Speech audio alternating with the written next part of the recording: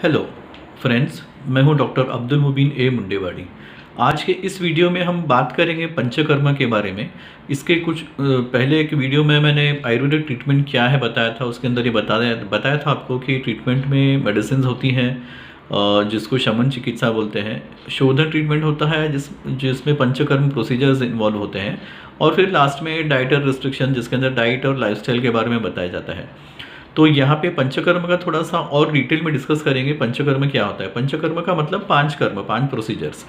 तो ये basically body में जो भी यानी आयुर्वेद के हिसाब से दोष वगैरह ज़्यादा जमते हैं और उसकी वजह से ट्रीटमेंट होता नहीं, क्योर होता नहीं है, तो बॉडी में प्यूरिफिकेशन के हिसाब से इन पंचकर्म प्रोसीजर्स को इस्तेमाल किया जाता है।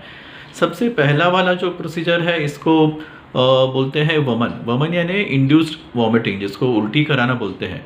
तो ये ज़्यादा करके जो कफ के प्रॉब्लम्स हैं, यानी बार बार सर्दी होना, दम लगना, बार बार एलर्जी की शिकायत रहना, स्किन रैश होना, खुजली होना, इस टाइप की बीमारियों में जो ये है वमन थेरेपी या जिसको इंड्यूस्ड एमएसएस बोलते हैं, इंड्यूस्ड वॉमिटिंग बोलते हैं, इसको इस्तेमाल किया जाता है।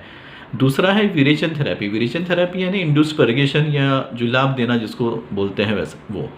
तो ये ज़्यादा करके पित्त की जो प्रॉब्लम्स रहते हैं, जहाँ पे बहुत ज़्यादा पित्त है, बहुत ज़्यादा जलन बार बार होती रहती है, ट्रीटमेंट लेने के बाद में भी एसिडिटी रहती है, या फिर इस पित्त की वजह से बॉडी में बर्निंग बहुत ज़्यादा होती है और अलग अलग जगह पे फोड़ी उठती है, या इस तरह से इन्फ्लेमेशन बॉडी में बार बार रहता है, तो इस तरह के डिसऑर्डर्स में विरेचन ट्रीटमेंट का इस्तेमाल किया जाता है।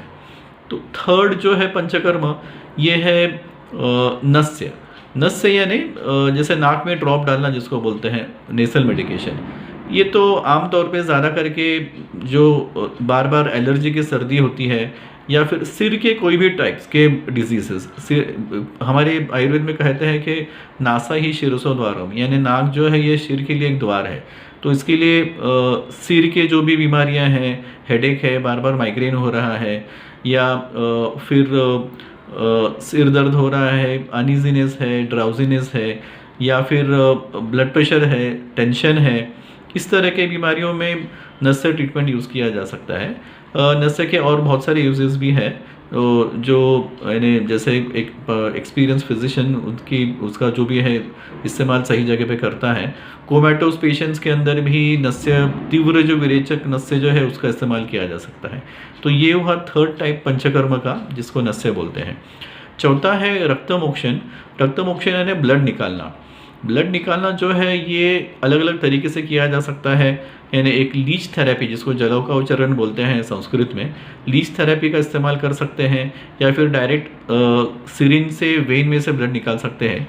अब ये जो रक्तमोक्षण टाइप की जो ट्रीटमेंट है, प्रोसीजर, ये अक्सर जो बीमारियां सब ट्रीटमेंट करके भी नहीं अच्छे हो रहे हैं, दूसरे पंचकर्म प्रोसीजर्स करके भी नहीं अच्छा हो रहे हैं, बॉडी के ऊपर बार बार फोड़ी आ रही है, या फिर तीव्र दाह जिसको एकदम ज़्यादा जलन दाह बॉडी में हो रही है, बार बार फीवर आ रहा है, इस तरह के प्रॉब्लम्स, या फिर सीवियर बर्निंग पेन हो रहा है और कोई भी मेडिसिन से सबसाइड नहीं हो रहा है, इस तरह के प्रॉब्लम्स के अंदर इसका इस्तेमाल किया जा सकता है और इससे काफ़ी फ़ायदा होता है। कभी कभी इमरजेंसीज में इसका इस्तेमाल किया जा सकता है।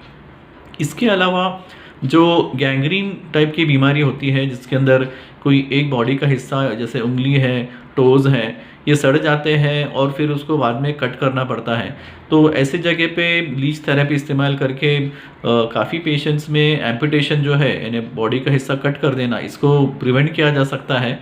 और काफ़ी हद तक वो जो डैमेज्ड जो फिंगर है, टो है, उसको हील किया जा सकता है। तो इस तरह से रक्तमोक्षण काफ़ी एक यूज़फुल प्रोसीजर है जो बहुत सारे इमरजेंसीज में भी अच्छे से इस्तेमाल किया जा सकता है।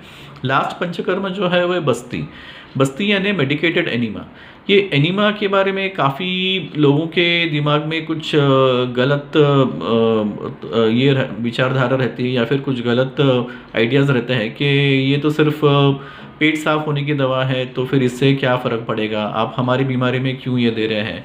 और यहाँ पे मैं बता दूं कि एक्चुअली ये सिर्फ एनिमा का ही सवाल नहीं आता है, बस्ती का ही सवाल नहीं आता है। सभी पंचकर्म में एक थोड़ा सा देखा हूँ कि इंडिया के बाहर के लोग इसको जल्दी से एक्सेप्ट कर लेते हैं और उसका प्रोसीजर बताने के बाद में, उसके यूजेस बताने के बाद में एक्सेप्ट कर लेते हैं।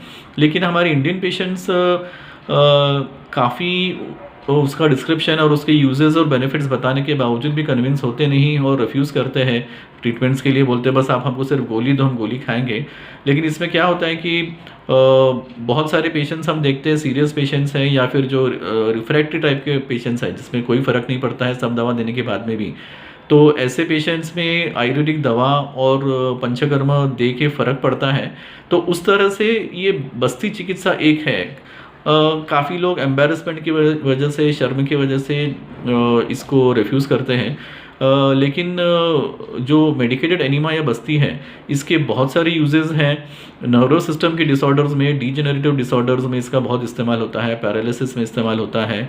पेट की सभी शिकायतें, क्रॉनिक कॉन्स्टिपेशन है उसके लिए तो उसका इस्तेमाल होता ही है। लेकिन आमतौर पे हम बहुत सारे दूसरे बीमारियों में भी इसके अलग अलग टाइप्स है। बस्ती में बहुत सारे अलग अलग टाइप्स है, तो कौन सा कहाँ पे इस्तेमाल करना है वो हम देख के यूज़ करते हैं। तो जैसा क्रॉनिक आर्थराइटिस है, सीवियर ऑस्टियोआर्थराइटिस है, इसके अंदर भी तिक्तक क्षीर बस्ती करके एक टाइप के एनीमा है, मेडिकेटेड एनीमा, उसका इस्तेमाल करके काफ़ी रिजल्ट्स अच्छे आते हैं।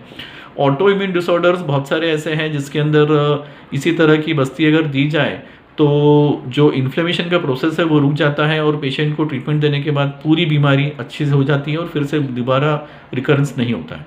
तो इस तरह से ये जो पंचकर्म है, ये 5 टाइप की प्रोसीजर्स हैं और ये इन सब का अलग अलग बीमारियों में बहुत अच्छा इस्तेमाल होता है। अगर आयुर्वेदिक मेडिसिन और उसके साथ पंचकर्म प्रोसीजर्स और उसके साथ डाइट, इन तीनों का इस्तेमाल किया जाए तो बहुत सारे जो बीमारियां जो आज समझी जाती है कि लाइलाज है, अच्छे नहीं होते हैं, हम थक गए, सब कर चुके, ऐसी बीमारियों में भी पंचकर्म का इस्तेमाल करके काफ़ी अच्छे रिजल्ट्स आते हैं और बहुत सारे पेशेंट्स पूरे क्योर हो जाते हैं।